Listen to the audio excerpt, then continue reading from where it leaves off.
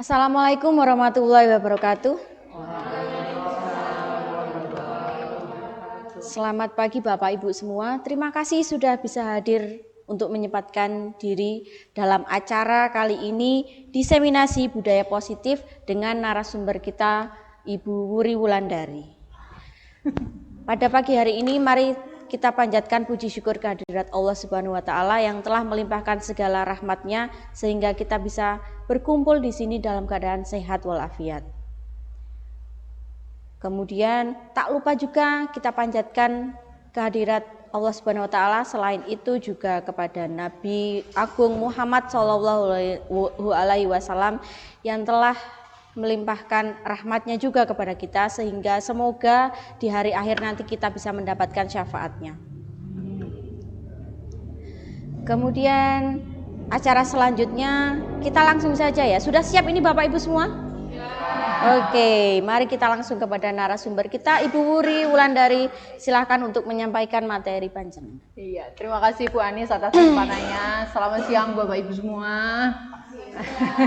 Terima kasih sudah menyempatkan di tengah kesibukannya sambil menikmati hidangan yang tersedia.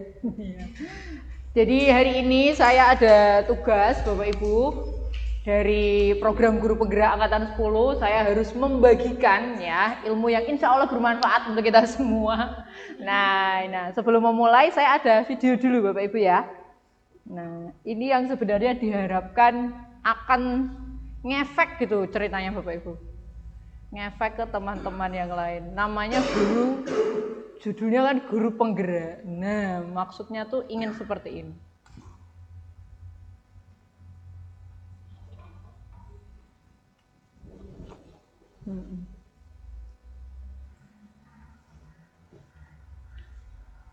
Kurang lebih.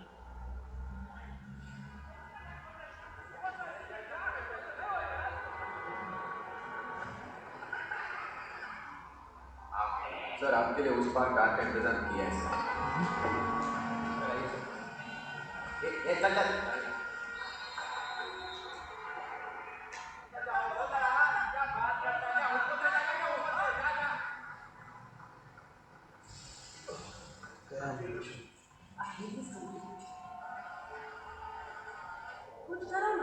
मेहमान जाके क्या उखाड़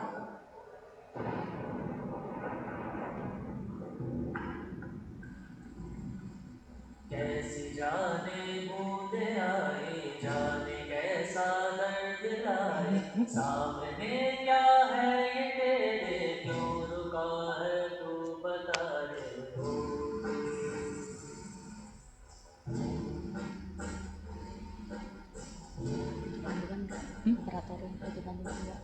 Nanti kalau sudah mulai PPT ya Bu ya. Oke.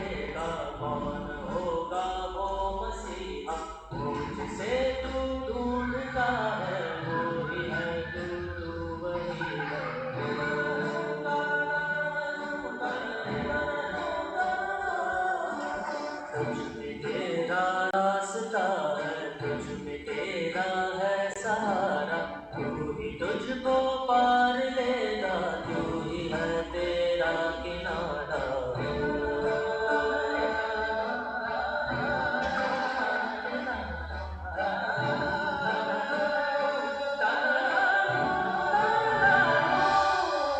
तुझ में तेरा रास्ता है, तुझ में तेरा है सहारा, तू ही तुझको पार लेगा, तू ही है तेरा किनारा।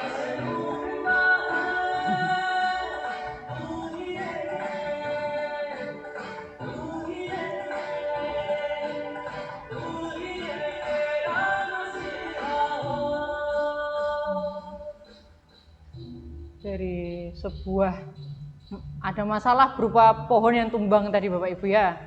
Tidak ada yang bergerak tadinya, semuanya ini gimana, semua berpangku tangan, tapi karena ada satu anak kecil gitu ya yang tergerak, akhirnya semuanya ikut bergerak. Nah, ikut menyelesaikan masalah dan solusi pun muncul. Nah, itu yang diharapkan bisa saya tularkan ke Bapak Ibu. Semoga nanti bisa ya Bapak Ibu ya. Yuk, kita kembali ke topik kita. Jadi pada hari ini saya akan berbagi mengenai budaya positif. Ya, apa itu budaya positif? Bisa minta bantuan Bu Anis. Nah, diseminasi budaya positif. Jadi hari ini saya akan menularkan gitu ya, hal-hal positif ya. Bukan positif hamil ya, Bapak Ibu ya.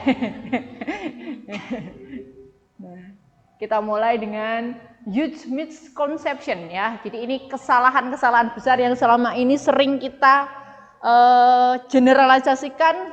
Jadi seakan-akan ini sudah bukan sebuah kesalahan dalam dunia pendidikan kita. Yang pertama, nah ini ilusi bahwa guru bisa mengontrol murid. Itu adalah kesalahan ya Bapak Ibu ya. Karena sebenarnya yang bisa mengontrol murid adalah dirinya sendiri. Jadi selama ini kita merasa kita lebih paham ilmunya, kita bisa ngontrol ini anak-anak, bisa kita kuasai. Sebenarnya itu salah ya, itu ilusi saja. Kita sepertinya bisa mengontrol murid, tapi sebenarnya murid yang mengizinkan kita mengontrol diri mereka, itu yang benar ya.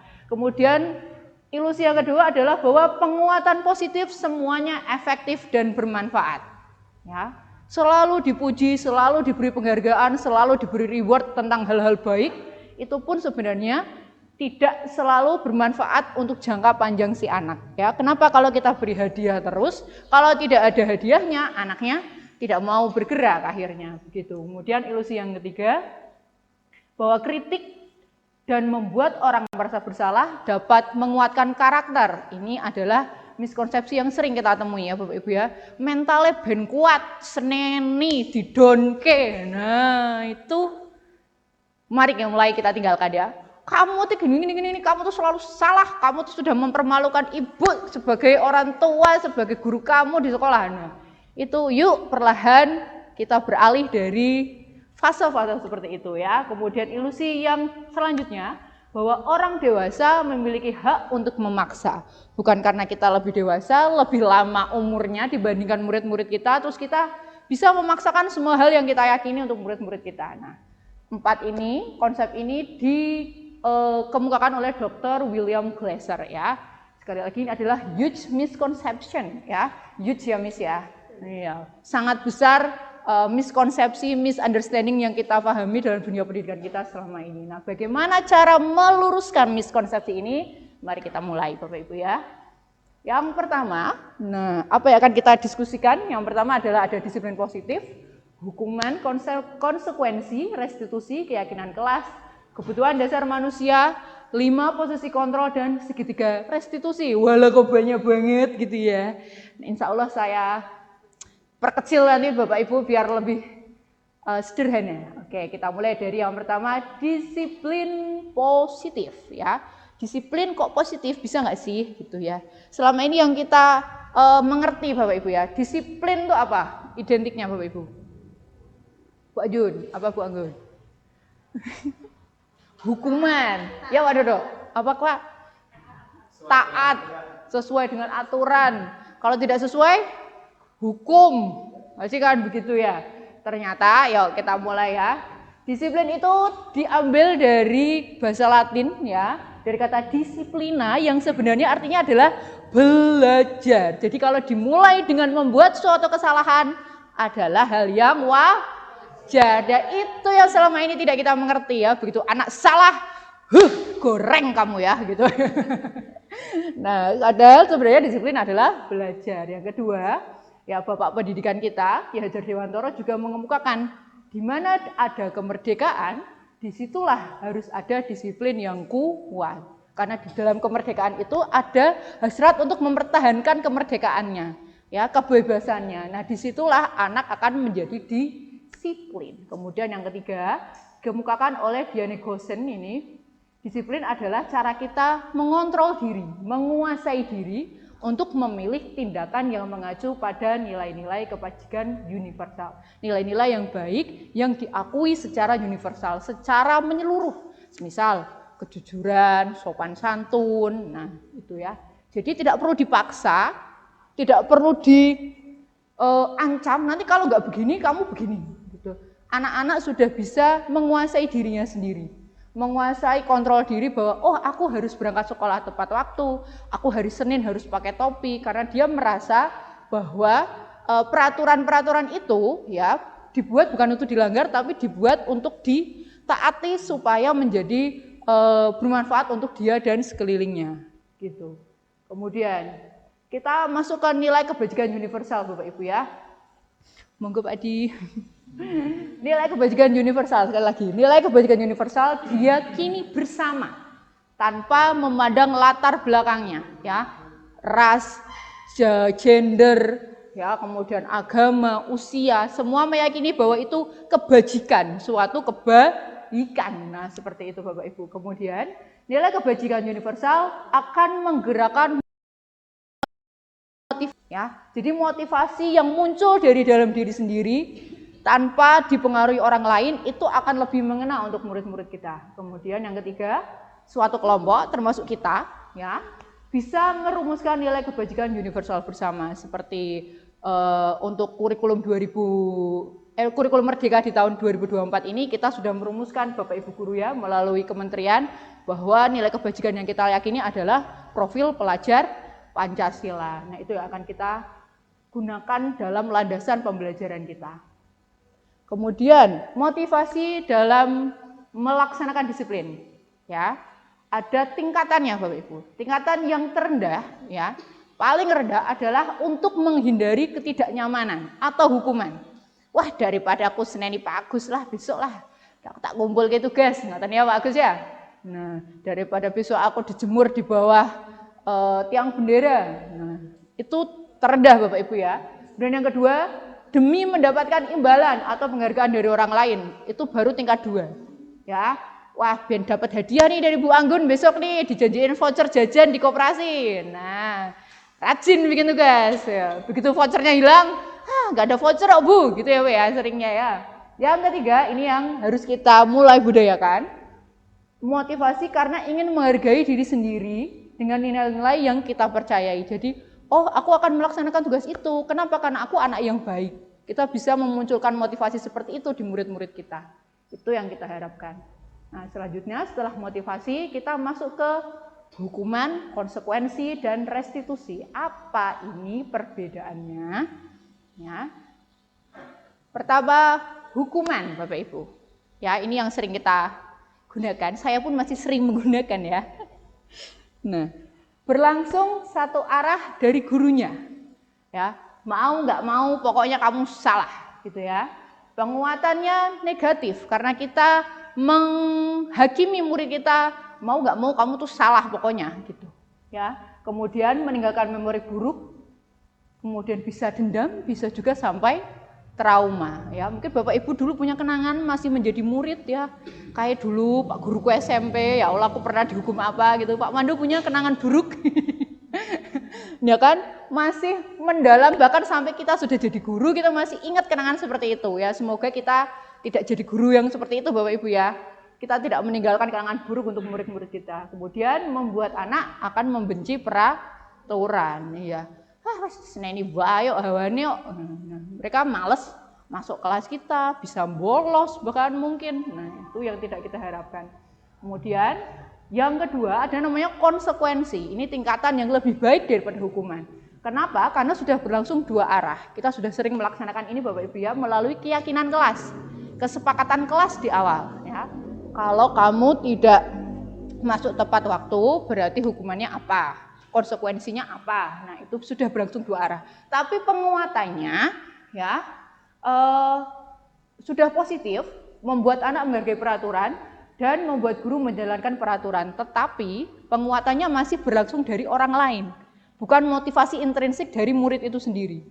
Ya, nah kemudian yang ketiga, ini yang harus kita capai Bapak Ibu, yaitu restitusi. Apa itu restitusi?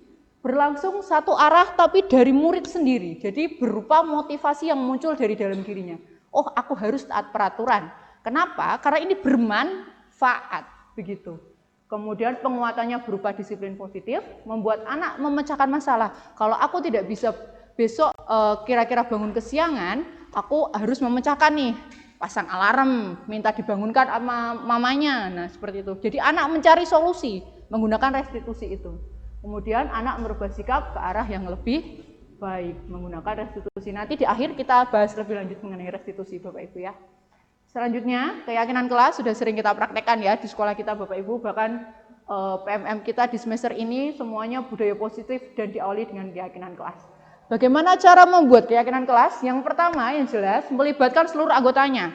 Bukan hanya guru saja, bukan hanya murid saja, tapi dua-duanya. Semuanya harus sepakat, dituangkan dalam kalimat yang positif ya. Kemudian sering nih kita temui keyakinan kelas, dilarang, jangan, tidak boleh. Nah, itu justru malah dilaksanakan nanti pelanggarannya ya. Jangan melihat ke sana. Loh, malah ke sana semua nanti anak-anaknya begitu enggak? Ya kan? Dilarang mencoret-coret, malah nyoret-nyoret muridnya. Makanya kita usahakan tuangkan dalam kalimat yang positif. Semisal kita mau membuat keyakinan kelas untuk tenang, ya berarti kelas tenang dan tertib. Hindari kata dilarang berisik. Ya malah berisik muridnya nanti ya. Nah, kemudian yang ketiga, singkat, mudah diingat dan dipahami, fleksibel, bisa dirubah, bisa ditinjau dari waktu ke waktu untuk diganti atau disesuaikan dengan kondisi kelasnya. Nah, ini ada beberapa contoh keyakinan kelas Bapak Ibu. Ini keyakinan kelas 1 ya. Jadi untuk skala SD kelas 1 kalimatnya sangat mudah dipahami ya. Perlu belajar, perlu senang. Nah, perlu melakukan tugas, perlu saling menghargai, perlu merasa aman. Nah, itu keyakinan kelasnya. Jadi back dulu misal dari setiap anggota kelas perlu merasa aman. Jadi kita hindari, tidak boleh mengganggu teman, tidak boleh mengejek. Nah, kita ganti ke kalimat positif. Setiap anggota kelas perlu merasa aman. Nah, seperti itu. Kemudian contoh yang kedua ini untuk skala SMP ya, bisa kita modifikasi Bapak Ibu dalam sebuah kata yang singkat ya. Hormat, bekerja, diterima dan dimiliki. Nah, di bawahnya kita jabarkan. Ini bisa kita pakai inspirasi ya untuk keyakinan kelas kita nanti. Oke, keyakinan kelas sudah. Selanjutnya kebutuhan dasar manusia. Wah, ternyata kita punya kebutuhan dasar termasuk murid-murid kita. Yang apabila kebutuhan dasar ini tidak dipenuhi, namanya dasar Ibu ya. Namanya dasar Bapak Ibu, pasti kalau tidak terpenuhi akan ada yang tidak lengkap ya. Apa ya 5 itu? Pertama, bertahan hidup, penguasaan, kasih sayang dan rasa diterima, kebebasan dan kesenangan. Termasuk pembelajaran di kelas kita, usahakan 5 unsur ini terpenuhi. Sehingga murid-murid kita ketika ada di kelas itu utuh. Seutuhnya ada bersama kita. Tidak kepikiran temennya yang nanti mau jajan apa di kantin, atau dia kepikiran di rumah ada masalah apa gitu. Ketika kelima-limanya terpenuhi, insya Allah fokus mereka di kelas bisa kita kembangkan dengan baik. Nah, kebutuhan dasar perlu dipenuhi agar bisa menjadi manusia seutuhnya. Manusia utuh yang bisa menularkan kebaikan ke orang lain. Dalam pembelajaran kita perlu memenuhi kebutuhan dasar murid-murid kita. Nah, kebutuhan dasar tentu tidak hanya di sekolah, termasuk di rumah Bapak Ibu ya. Dan tidak semua murid-murid kita mendapatkan 5 kebutuhan dasar yang cukup dari keluarganya. Makanya sering kita temui misal ya, ini beberapa nama yang sering menjadi anak-anak terkasih di kelas ya. Kelas 8 semua. Ada yang kenal? Nah, apa yang belum terpenuhi kira-kira dari ketiga anak ini? Misal, ada Markuis yang suka mencela temannya. Kira-kira dia kurang kebutuhan apa Bapak Ibu? Kurang perhatian. Terus dia tidak punya hak menguasai di rumah. Akhirnya dia ingin menguasai temannya di sekolah gitu. Karena dia tidak punya power di rumah. Mungkin ayahnya sangat otoriter, iya sangat galak. Dia tidak punya tempat menyalurkan pendapat di rumah. Akhirnya itu kekurangan itu akan muncul di sekolah begitu. Nova ya, sering sekali tertidur di kelas. Nah, kira-kira apa yang belum butuh? Ya, kurang tidur ya jelas betul. Nah, bisa kurang perhatian juga, kurang kasih sayang di rumah, atau bisa juga dari gurunya ya, pembelajarannya kurang menyenangkan, dari dia ngantuk, bosen nih ya betul ya, akhirnya bobo aja lah, ngapain lah bubur ini ngomong mulu gitu ya. Nova ini pernah tidur di kelas saya IPA dulu. Saya tanyain, untung saya nggak langsung marah Bapak Ibu sekalian berceritain dia. Untuk saya nggak langsung marah, saya tanyain, kamu tuh tidur jam berapa semalam, Pak? Tak gitu kan. Jam 3 bulan ngapain? Jam 3 pagi baru tidur. Ternyata dia membantu ayahnya kan supir truk. Supir truk ngangkut kayu itu loh Bapak Ibu. Nah, Jadi dia membantu bongkar truk itu. Dia ngangkut kuli panggulnya. Jadi menurut dia ya, daripada ayahnya membayar orang lain sebagai kuli yang ngangkut kayu, udahlah aku aja gitu. Toh nanti uangnya juga bisa buat sangu gitu. Jadi dia ayahnya tidak perlu membagi upah supir dengan orang lain, dibagi dengan dirinya, dengan anaknya gitu. Saya aduh mak ternyuh gitu waktu itu. Untung nggak tawarin ini anak. Ternyata ada memang anak-anak yang memiliki kisah ya Bapak Ibu ya. Jadi nanti ada.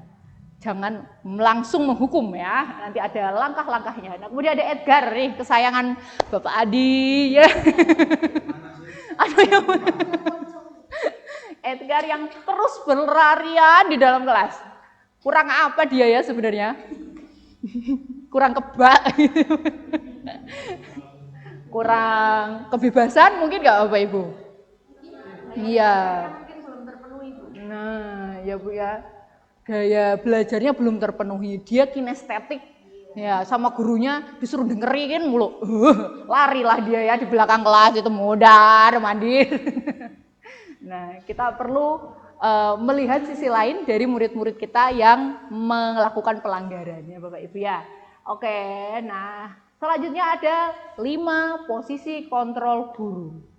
Guru bisa bertindak sebagai apa? Ini yang saya singgung tadi. Nah, terhadap pelanggaran-pelanggaran yang dilakukan oleh murid-murid kita ya, karena sekali lagi tadi kita belajar disiplin itu belajar kalau dimulai dengan suatu kesalahan itu suatu hal yang wajar. Nah, kenapa bisa pelanggaran? Karena ada kebutuhan dasar yang belum terpenuhi. Nah, bagaimana cara menyikapi kita, menyikapi pelanggaran-pelanggaran murid-murid kita itu? Nah, ada 5 posisi ini Bapak Ibu ya, yang bisa kita gunakan. Tapi alangkah baiknya gitu ya, jika posisi yang paling atas yang paling kita gunakan, yaitu posisi manajer. Itu tulisannya paling bawah. Istilahnya levelnya paling atas itu manajer. Ada penghukum, membuat rasa bersalah sebagai teman, sebagai pemantau, dan terakhir yang tertinggi sebagai manajer. Well, kita mulai dari yang penghukum.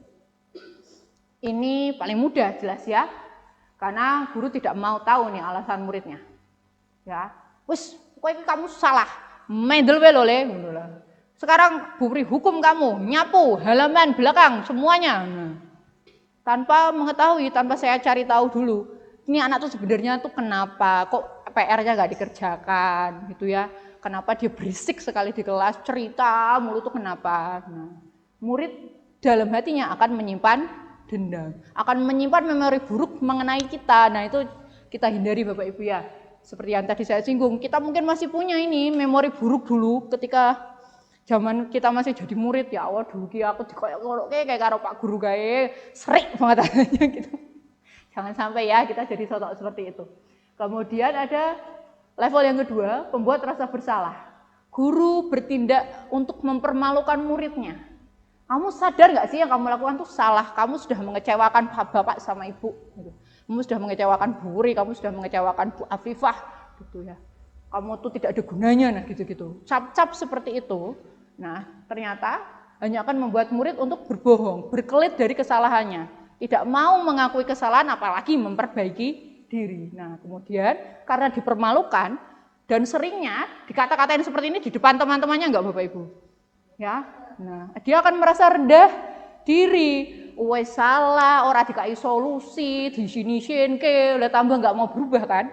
Nah, bisa-bisa, apalagi anak remaja sekarang ya Gen Z, sedikit ngambek, nggak mau sekolah, mogok sebulan, aduh ya Allah, gitu ya. Kemudian kita beranjak ke level ketiga, ke level teman. Ini masih bisa kita gunakan ya karena sudah mulai positif. Guru akan membuat alasan untuk muridnya supaya mau nurut gitu ya, mau nurut aturan. Ayolah bantu Bu Guru nih, kalau kamu nggak tertib tuh nanti ya dimarahin Pak Santo tuh Bu Wuri gitu. Kamu tuh kalau berisik aja gitu, yang kena masalah Bu Wuri loh. Nah, sambil nyubit sedikit gitu ya. Nah, atau sering kita gunakan memberi reward Bapak Ibu. Itu adalah posisi kita sebagai teman ya. Akibatnya apa? Murid ketergantungan dengan kehadiran kita. Ya, murid, wah, ra ono Bu Anggun, nggak ada voucher tadi, nggak mau belajar lah, wah nggak ada Bu Siti, ngapain lah, nggak dibantu atau sama Bu Siti nggak mau ngerjain. Nah, itu yang kita hindari. Tapi kalau sebagai teman dalam menyikapi masalah semisal ya, karena murid-murid kita remaja-remaja tanggung itu ya, mulai puber dan memiliki masalah-masalah kepribadian, kita bisa bertindak sebagai teman untuk menyelesaikan masalah-masalah itu. Kemudian setelah teman ada level selanjutnya yaitu pemantau. Ya, guru ini akan menghitung dan mengukur pelanggaran murid. Ya, jadi kita ini menghitung nih, kira-kira separah apa pelanggarannya, hukumannya perlu seberat apa. Nah, tapi sebenarnya itu juga miskonsepsi Bapak Ibu ya. Karena kita mengejar kata impas akhirnya, bukan kata benar. Wah, kayak bola bali, sudah 12 kali telat, nah, berarti 12 kali membersihkan kamar mandi, nggak ada hubungannya ya. Nah, kita mengejar kata impas, kita tidak mengejar perbaikan diri dalam murid kita, itu hal yang salahnya. Kemudian sebagai pemantau ini kalimat yang sering kita gunakan adalah apa peraturan di sekolah kita nak, boleh nggak terlambat. Nah, kita bisa berbicara seperti itu. Murid patuh hanya saat diawasi. Semisal nih yang sering kita temui ya, kuku panjang. Nah, kalau tidak ada Burini yang bawa potong kuku pagi hari waktu piket, wah itu kuku ya kemana-mana. Gitu. Itu sebagai pemantau. Kita hanya memberikan konsekuensi. Ya. Kemudian yang level tertingginya adalah manajer. Guru mengarahkan anak dengan pertanyaan-pertanyaan supaya mereka menyadari kesalahannya dan kemudian memperbaiki diri atas motivasi dalam dirinya sendiri. Jadi semuanya itu bersumber dari murid. Akhirnya murid akan dikuatkan karakternya. Begitu. Nah, oke. Selanjutnya ada restitusi kalau tidak salah ya. Sebelum masuk ke solusi restitusi ini Bapak Ibu ya, karena ini yang sering kita praktekkan nanti ke depannya, saya ada video mengenai guru yang sebentar ya Miss.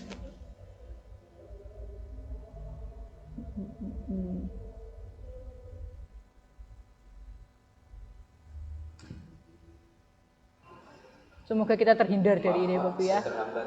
Dani, kamu lagi. Kamu itu nggak kapok-kapok ya, bawa kasih hukuman, capek kalau Dani. Langsung aja, sini tangan kamu.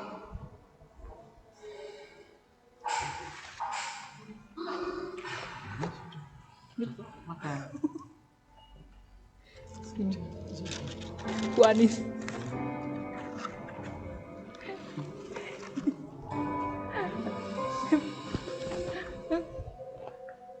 Oh ini punya diminum Agus.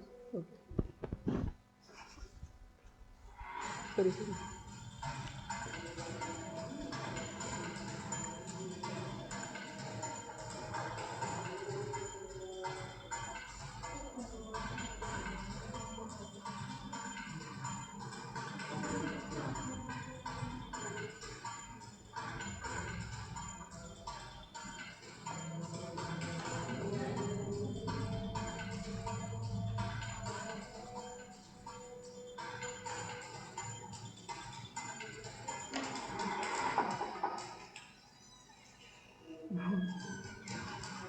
Apa emang gak ada kabar ya?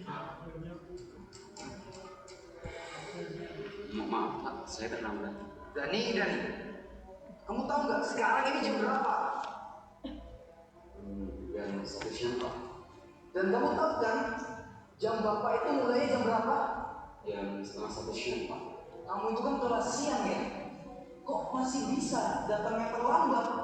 Maaf Pak, sebenarnya saya... Udah, sebagai hukumannya ulurkan kedua tangan kamu. Ingat ya, yang lainnya jangan mencontoh Dani. Kalau kalian contoh, ada nih yang lain lagi. Tahu Dani.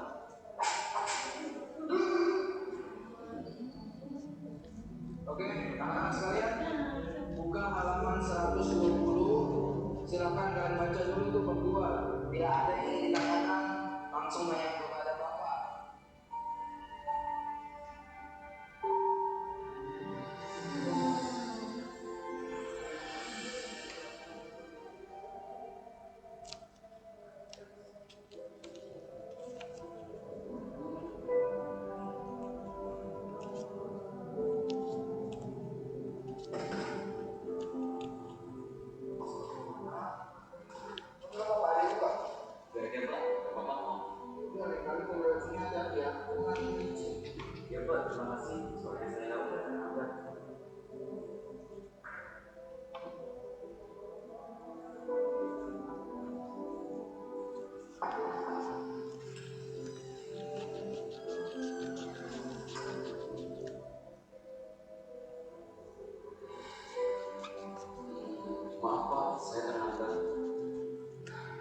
Dani lagi.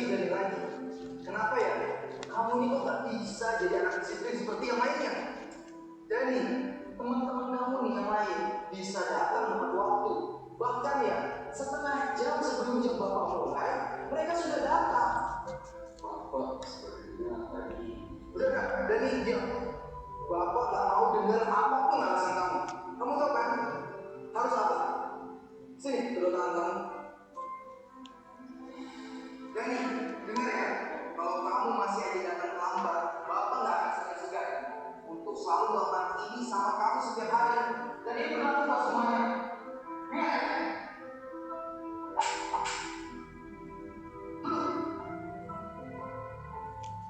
Ya sudah, yang lain perhatikan kembali. Kita lanjutkan pelajaran yang sebelumnya.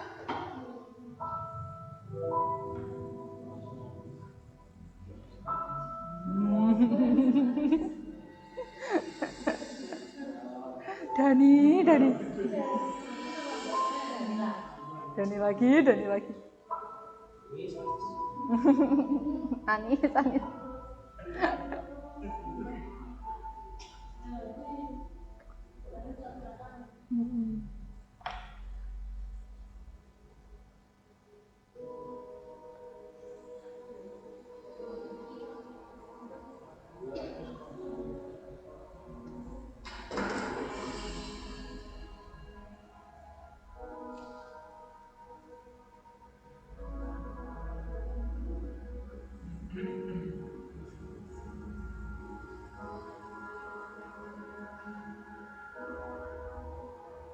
Ini kondisinya mau dibawa kemana Pak? Biar saya bantu. Udah, Pak Sudek, Bapak bisa kok sendiri. Tapi Pak, Bapak habis jatuh. Gak apa-apa, Bapak masih kuat kok. Tadi lagi siang aja kepleset. Beneran ini nggak apa-apa. Iya, gak apa-apa. Kamu masih kuat saja sana. Udah jam segini loh. Udah ya Pak. Enggak apa-apa.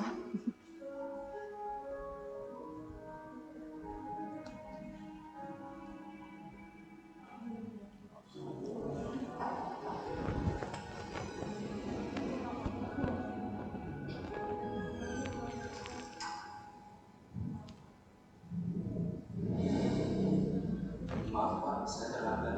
Dani, kamu lagi. Kamu lagi. Kamu kapok ya, Bapak kasih hukuman. Kamu itu kan masuk siang loh. Kok bisa sampai terlambat seperti ini? Maaf Pak, udah. Pak. Capek kok jadi. Langsung aja, sini tangan kamu.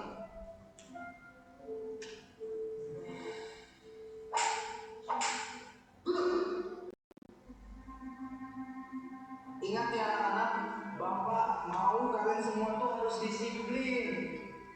Jangan contoh Dani datang ke sekolah seenaknya aja, datang terlambat. Gimana kamu sukses nantinya? Gak akan bisa sukses orang seperti itu ke depannya. Melabeli bahkan gurunya ya.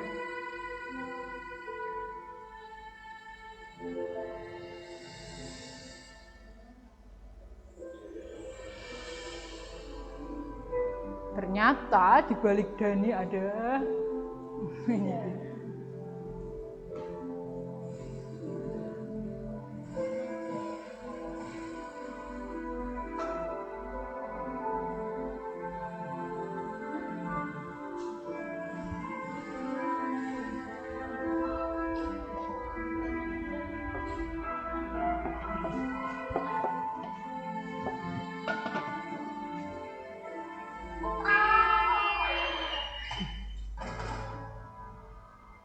Astagfirullah. Bapak mana? Bapak bawa ke rumah sakit kan? Gak perlu Pak, saya buru-buru. Mau kemana? Biar Bapak antarin. Mau pulang ke rumah Pak. Sudah ditunggu kakak saya. Kalau saya terlambat pulang, kakak saya bisa terlambat sekolah. Pak, terlambat sekolah? Saya pulang dulu Pak. Assalamualaikum. Ya udah, Bapak temanin kamu pulang ya. Ayo.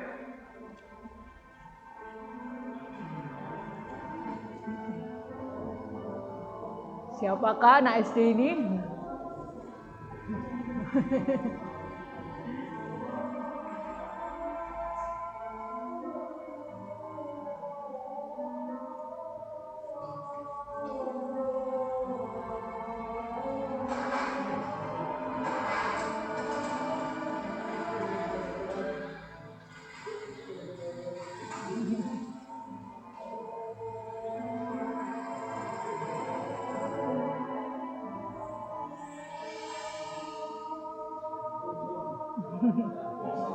Masuk gang guys, tuntun.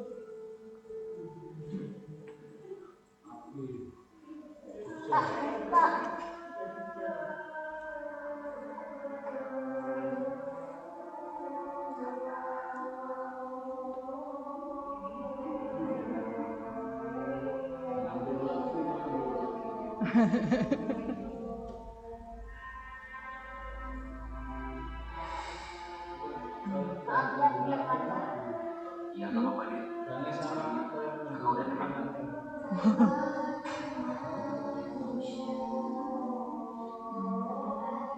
Ternyata adiknya Dani kok itu. Jangan kau sesali segala yang telah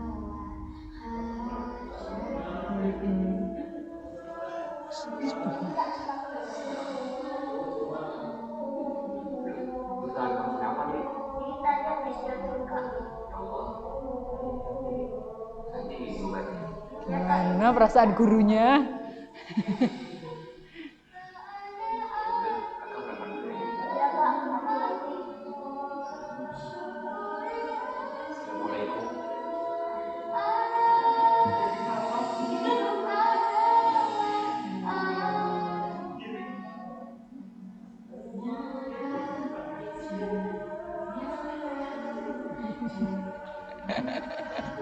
Gimana Pak Pandu?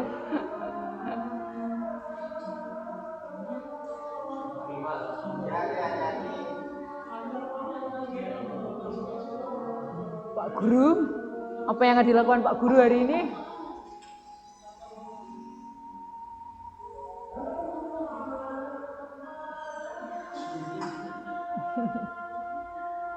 Apa? Saya akan membantu.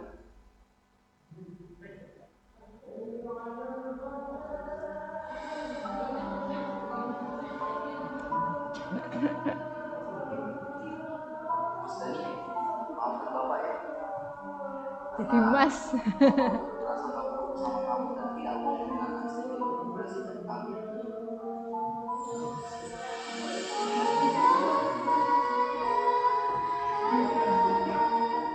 Hidup adalah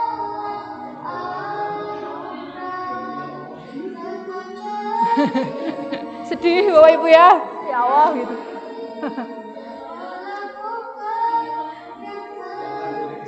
Kok mirip Pak Adi ya? Mirip Pak Adi. Pak Dodo, Pak. Pak Dodo. Ini Bapak ada hadiah mungkin tidak seberapa buat kamu. Mando dan Madi. Ayo, dibuka aja. Kamu lihat aja sendiri. Bapak yakin kamu pasti suka. Iya. Wah, ini sepatu sekolah. Ini buat saya, Pak. Iya, sepatu itu buat kamu. Ya, kamu nggak datang terlambat lagi di sekolah. Alhamdulillah. Terima kasih ya, Pak. Saya janji tidak akan terlambat sekolah lagi. Iya, Bapak juga ucapkan terima kasih. Berpelukan.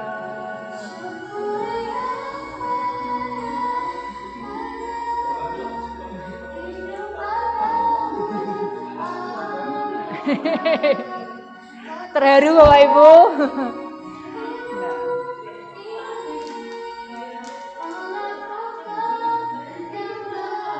Ini kredit yang membuat video ya, kita lihat dulu.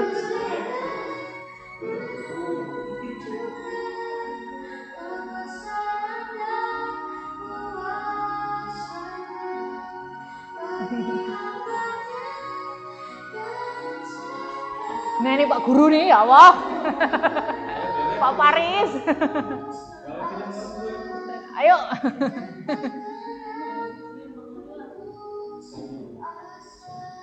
Oke.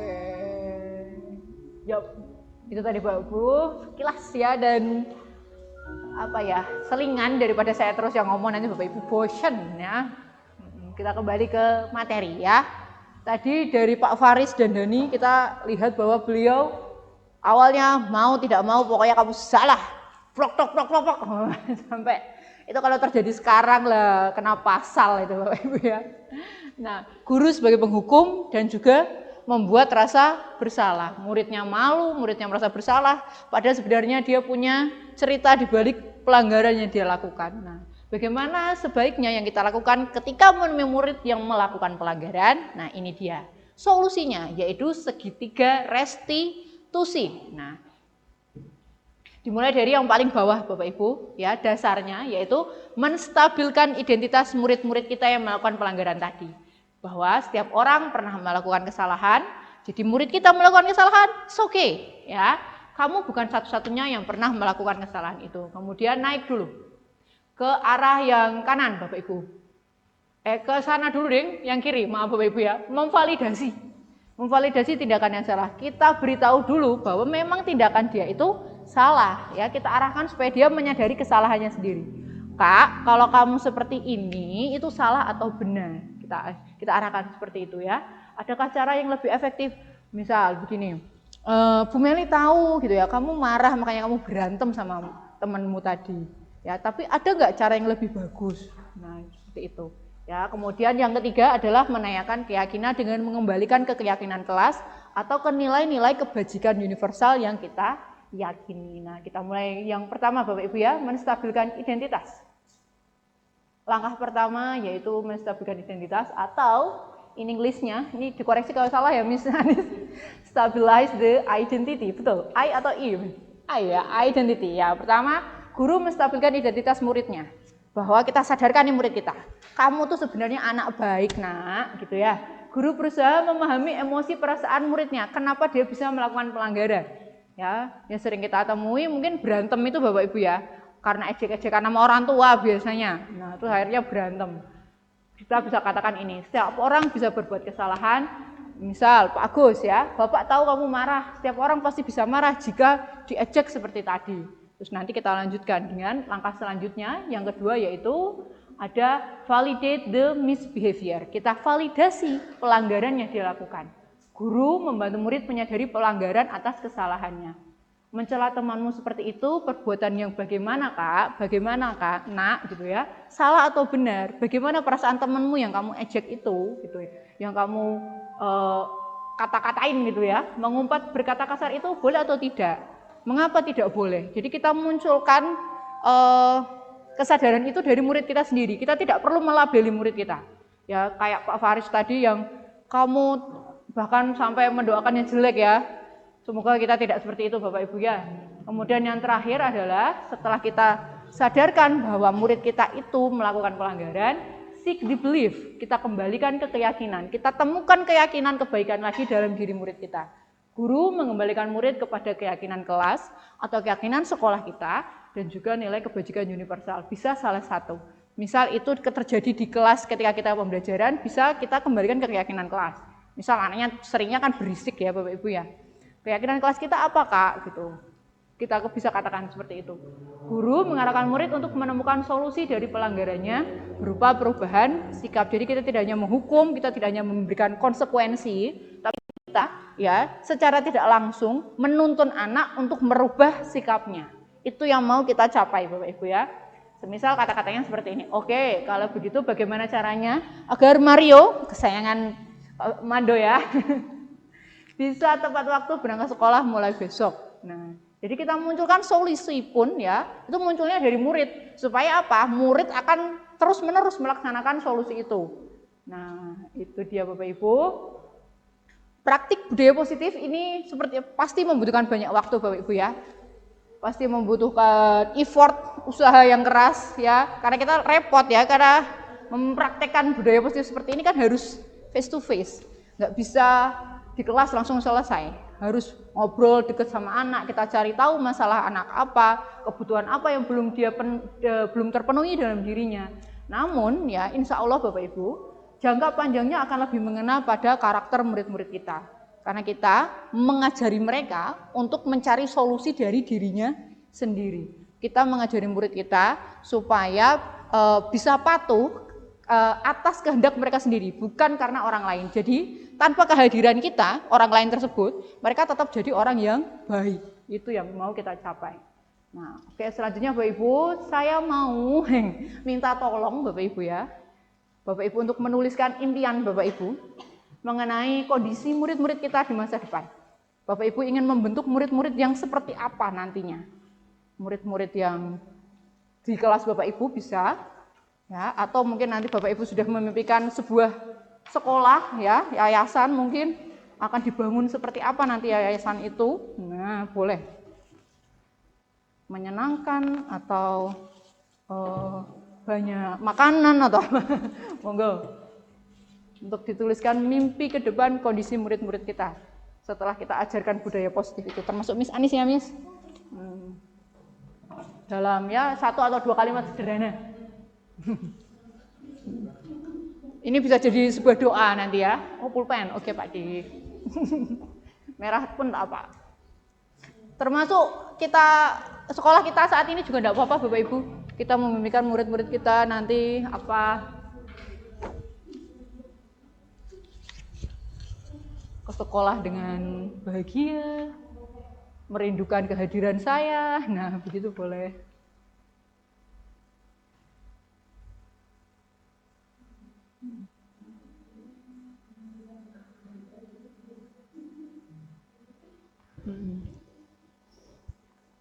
Memimpikan murid-murid yang apa cantik-cantik.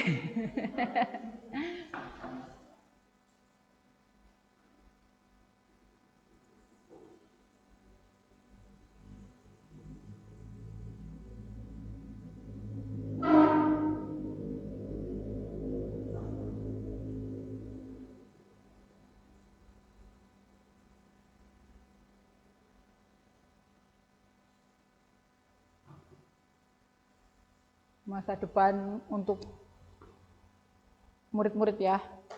Kita pengen murid yang bagaimana? Kalau sudah bisa saya minta kembali. Pak Agus sudah? Oke, terima kasih. Pak Agus sudah?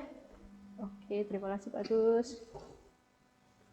Nanti saya figura ya.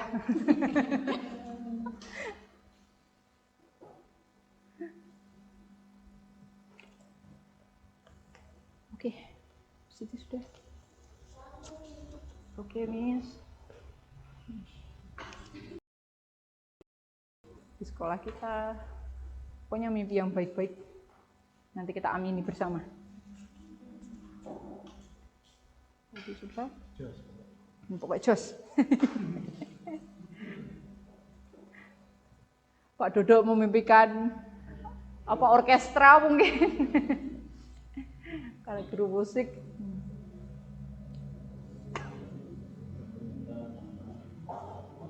Atau Pak Adi memimpikan bisa collab.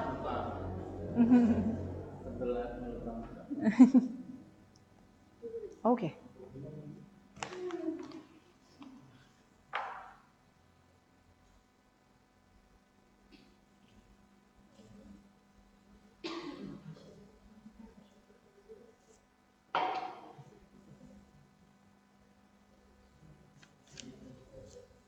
Menjadi manusia yang berakhlak, selalu mengedepankan attitude, ya, amin.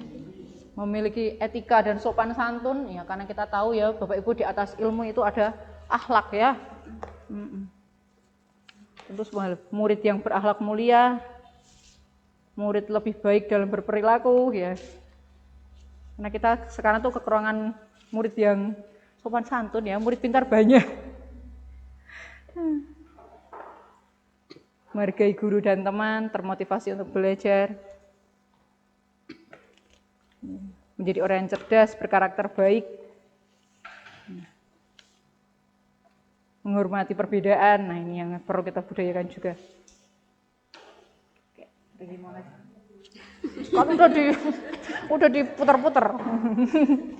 Murid kita bisa lebih disiplin, nah, terutama dalam belajar, menjadi manusia yang berakhlak. Tadi udah nih Pak Dodo. Disiplin positif, beradab, nah, memperbaiki kesalahannya. Oke, Bapak Ibu, semua harapan positif ini pasti membutuhkan waktu, ya. Kalau kita lihat sekarang sepertinya belum ngefek, Bapak Ibu ya. Entah kapan nanti, ya. Tapi yang jelas, good things take a time, ya.